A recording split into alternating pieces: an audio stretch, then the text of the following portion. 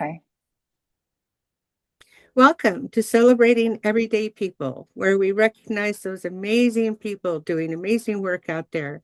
My name is Jana Larson. Today, my co host is Brigitte Ben Ely of our arts segment, which we do once a month. You can find us on Celebrating Everyday People on our page on Facebook and on Buzzsprout and beyond as we enhance our online presence.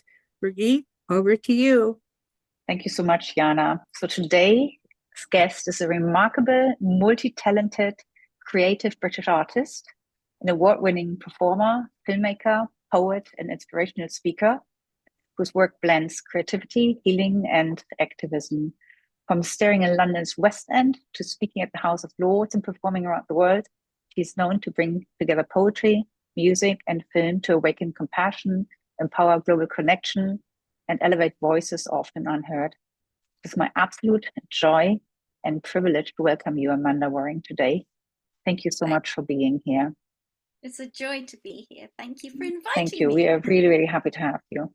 So, since our time is limited, it will be a tour de force, and we can always come back. And I like to start from to talk a little bit about your evolution as an artist. So many people know you as an actress, and can you just briefly take us back to the early years and what performing meant to you? Yes. Oh, performing. Oh, I was one of those children that was always dancing and singing in front of the mirror and imagining being on the West End stage and just kind of very I was a shy child, so I would do it on my own. I'm interesting. I'm an introvert, extrovert in that sense. So I like performing, and at the same time, I also find it incredibly nerve-wracking. So, but I managed at the age, I went to drama school at the age of 19, I think 20. My granny got me to audition for Gigi, which was it's not a great musical now in the light of things today, for sure. However, I was cast as Gigi, and Alan J. Lerner Beautiful. had written it and cast me Gigi. So that was my first sort of foray into acting, and I was sort of presented in quite a big way. And I was going to go on Broadway and do My Fair Lady and play Eliza. And then, very, very sadly, AIDS hit at that time Oh, and just decimated the cast. Everyone, so many people died during that time. So I kind of mm, lost uh, I lost my spark with regards to performing in that way for a little while, and then I got it back, created my own shows. Which were around the education of Little Tree, this amazing book that I did as a one person show that's done all around the world, and then lots of television series and plays of the month. So I've been very blessed. I've had a very beautiful. good career as an actress, and when I feel I need to perform, I kind of pull out a one woman show, and one of those shows I now get covered in melted chocolate just to enjoy life and love. I've got clothes on. Yes. But yeah, so that's my early days up to sort of Yeah. performing I now. was saying, yeah, I know. I remember you also performed in, as you just mentioned, in different television shows, from All Creatures, Great and Small, Casualty, and Sherlock Holmes, and things like that. And Yes. so you had a very, very successful career, acting career. And but at some point, and you indicated that already, your work took you into a different direction, right? Something shifted, and perhaps you can tell us a little bit about that, of what it was that moved you into another direction. Yeah, well, it's interestingly that it's kind of dolphined alongside. So my granny used to take me to sing to the dying from the age of about 8 years old. That's And so I'd young. always been working, it's very young. I'd always been working in care homes, singing, and with those that were dying. My granny was an amazing woman and extraordinary inspiration for me. And so, in a way, my work with people that are passing started on a very young age. And I suppose for me, acting had never felt enough. I always felt that I Mm, wanted to explore my voice, sound healing, that I wanted to explore working with women that had gone through deep trauma. So I trained in many different shamanic and healing practices from the mm, age of really 15. and was under It's the roof. unbelievable. Yes, it was very profoundly important time for me. And so from a young age, I was running healing circles and healing retreats. And, before that became sort of like, obviously now it's more well known.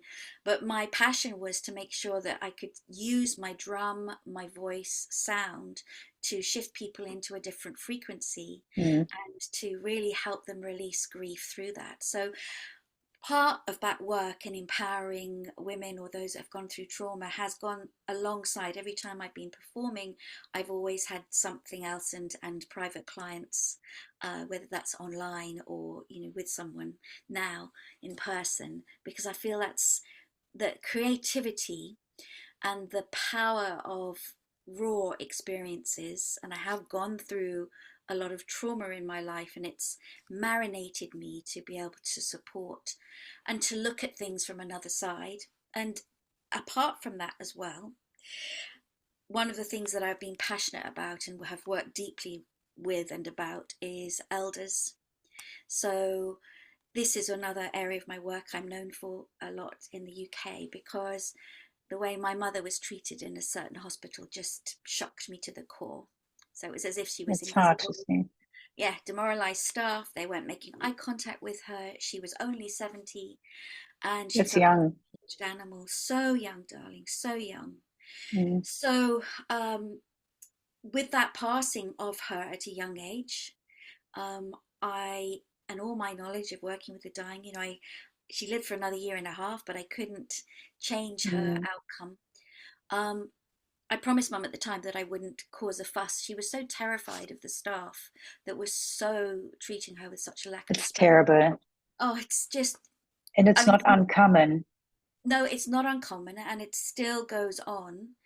But for me, it made me take action. So I promised Mum at the time I wouldn't create a fuss.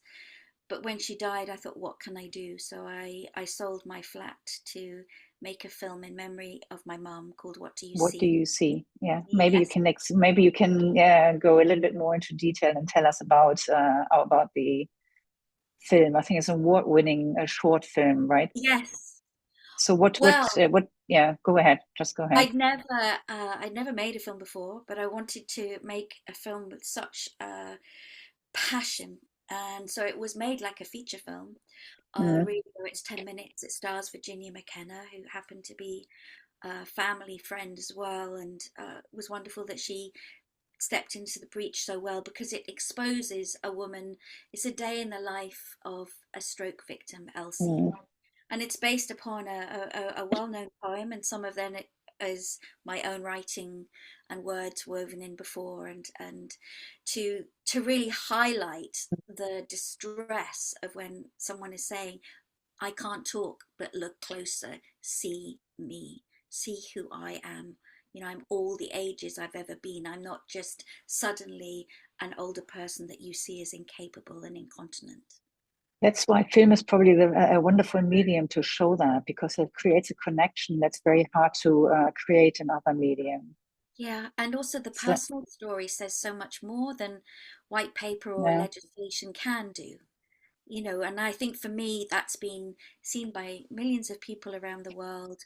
The BBC had taken it up as, talking about it.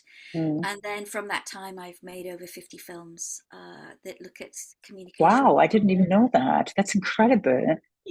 That's I know, incredible. it's my And ADHD. they're all similar around the same about care and healing, Yes, or they're around grief, death and dying yeah. and compassion and awakening. And then I created my training pack and I've written 2 books as well, Being a Good Carer, which really is for the relatives of carers. Well, the You're relatives. such a multifaceted talent, Amanda. It's so amazing to listen to you. And I was just about to bring this up, that you expanded your work in right, in through books, The Heart of Care, Being a Good Carer, The Carer's Bible. Yes. I mean, it's like it's unbelievable how you combine this all, and it's not only the work behind this, the level of creativity you show us. It's like I have no words. It's just impressive. I mean, such a talent from you Oh, know, acting to film to filmmaking to writing books. And so I don't know, maybe you want to tell us a little bit more about the books, you yes, I'd know, love of writing, and also maybe the difference between writing and film, you know, how does it, how do people respond, and what impact does it have on people? I mean, do you see a difference? I think I think film is a media that immediately grabs Draws you people in, yeah. all senses, Yeah. and it kind of allows space to feel. You know, if you Mm, get your feet right in the film. Um, with writing the books, I really wrote the last one, Being a Good Carer. I thought, well, this is my legacy. This is everything I know and have experienced from, mm, you know, I get called in to turn around like care homes, which have been exposed by Panorama, for example, to rebuild staff morale, to look at helping staff to place themselves at the heart of their own care, mm, as well as looking at abusive behavior and why that happens. Um, but we have to see things from both sides of the coin. You yeah, know, if we don't play the carers enough and we that's don't true. value carers, their frustration, tiredness, and irritation can come out in ways that are less kind than they could have been. So we need to care for everyone basically. I And for me, agree. the book is also for relatives who feel so desperately lonely in their caring roles. I wanted it This is an really, aspect we hardly consider, right? yeah, Yeah. you have to, because otherwise, you know, you can be so withdrawn. You can be on your own. You don't know what to do. You don't know about some of the traits that are there with a loved one with dementia. You know, you're watching someone loosen their moorings to life, Mm, and they're taking you with them on some levels. yeah. Interestingly enough, actors are very good carers for those with dementia, in as much as they are able to time travel and improvise with somebody with dementia in such a way that we can sort of take them through a part of their life where there was joy if they got stuck in a very negative memory or difficulty. You know, whereas other people that don't know about these techniques might just say, you know, you're wrong. No, it's not that. No, oh, you know. So Mm, we have to learn to shapeshift as carers and to meet people true. where they're at and to understand that they can come in and out of realities all the time as well. But you know, Mm. my mantra for carers is I place myself at the center of my own heart so that I can better care for others. I love that you say that, because I keep telling this to my, especially my older one, whose heart is, if it's possible, too big. That I always tell her Oh, that you have to be centered and you have to take care of yourself. If you're not in a good place, yeah, it's difficult to fully care for others. yeah. But that's, I mean, listen, there's so much. I mean, I could be here with you for hours, obviously, but unfortunately, again, we are very time constrained. But I would like to so just move forward. So alongside filmmaking and writing, you also, you know, poetry has become a center part in your work. And I mean, I'm interested, what draws you to poetry? I know. It's fantastically weird for me to think about poetry because it wasn't like necessarily as a child I was in love with poetry and started writing it. But actually, looking back, whenever I'm working with women in kind of like a ceremony type aspect, I always speak in rhyme.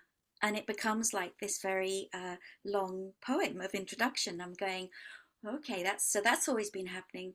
And what I love is those moments of inspiration that I get, which are, I never sit down to write a poem. It's never been. It's just been like, oh, there's a poem at the edges, and suddenly it's like it comes out all in one go. So I just write it on scraps of paper and I don't adjust it or look at it. I just have it as it is. And those poems are, That's pure. it's pure poetry. But I'm always so grateful because if you asked me to write a poem, I'd be really demand avoidant and I'd go, oh, I have to. But I was just, but you show the, on the one hand, this creativity of just, you know, it just comes from the heart. You know, Yeah, because there are two different ways of approaching, you know, any form of art, intellectually and then emotionally, right? And it's amazing I think we often tend to overthinking, right? To let go, as you just said, to write it down, you just let go. Yeah. So, and I agree. I mean, I love poetry. I feel poetry feels very immersive because it's, you can also, even if it has a rhyme, you can also, by reading it out loud, you can attach your own rhythm to it and your own connotations. And I think Yeah, it's a it has wonderful real, experience to read that. yeah, it has a So, real. yeah. So, since again,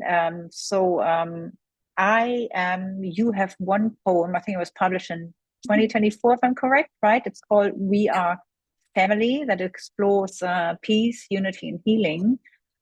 And you can maybe, if you want to, tell us, a little bit about it, and um, perhaps recite the poem for all of us, for our Yeah, audience here.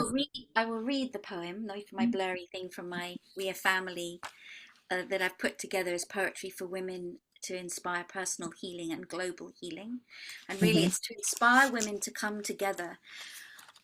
For me, I'm on a lot of peace aspect. So when I first wrote this poem, it's been used by the Department of Peace Building in America. It's been used around the world, and I've spoken it many times to shore up hope and hopefully, understanding, and to acknowledge that we as women have a very, very vital role to play as the understanding of holding space for peace and the nurturers of peace and sacred action. So for me, it's like a rallying cry to say, come together, let's do this in our peace circles, in our peace pods. And peace isn't about sitting there necessarily. Sometimes it is, of course. Like the beautiful monks walking for peace, that is absolutely vital. And sometimes it's about coming together with Yeah. ideas and around the fire and saying, right, how can we put fairness back into our communities? So let's hear your poem, please. And we can't wait. And thank you. This is We Are Family. We are daughters and mothers and grandmothers, and we create life. We did not give birth to children to kill, maim, or fight. We say no more devastation and shattered hearts. We implore the governments to become a part of building bridges for peace, no longer chained to the profits of war that only reassure those who live off the ammunition, the smokescreen of battle, the battleground of hate. Make love, not war. We swore to honor our brothers and sisters. We are family. We are family. Drum this to the world. Strum this to the world. Peace is possible. War is impossible. As an antidote to unity, let's become one community, where peace is held at its center as a sacred right, where we no longer have to fight for rights to be heard or seen, where a Department of Peace Building allows us to intervene in the ways of tolerance and kindness, moving us from blindness into balance. We are family. We are family. Let's move away from autocracy towards a true democracy, remembering our interdependence and making non-violence a priority. Let's ungun America, shun the dogs of war, restore communication and recalibration. Let's shift into the celebration of our shared humanity, creating a culture of peace, where the vultures who pick at the spoils of war are shown what hands are for, to reach out, brother to brother, sister to sister, father to mother. We are family. We are family. We stand for peace. We dance the release of grief. We cry our pain for those who have lost their lives again and again and again. Oppression, suppression, depression, starvation. Let's move into an activation of solutions, a heart-based revolution. Peace is possible.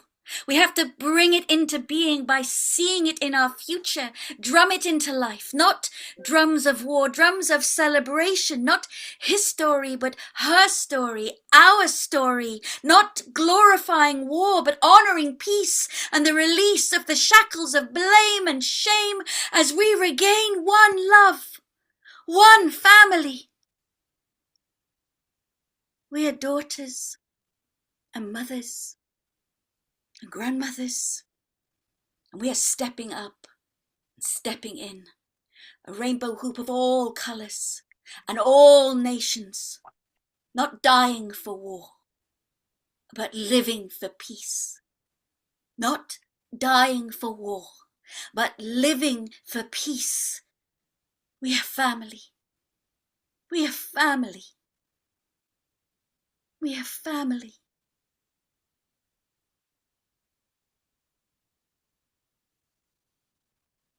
Thank you so much, Amanda. And I think we leave our audience with your poem. And thank you so much for being here and for being so generous, sharing your journey, your wisdom, your and your artistry with us today.